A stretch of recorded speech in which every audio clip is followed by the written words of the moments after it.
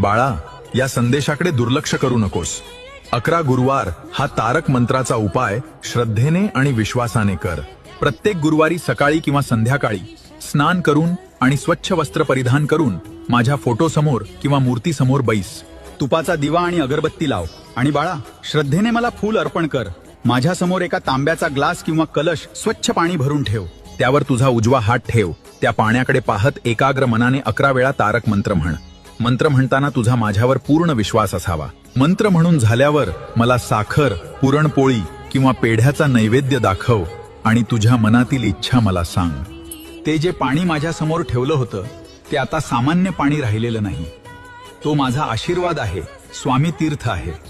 ते तीर्थ स्वतः प्राशन कर आणि तुझ्या घरातील इतर सदस्यांनाही दे. उरलेले थोडे पाणी संपूर्ण घरामध्ये शिंपड. हा उपाय सलग 11 गुरुवार करून बघ. तुझ्या घरातील नकारात्मक ऊर्जा नष्ट होईल. आजारपण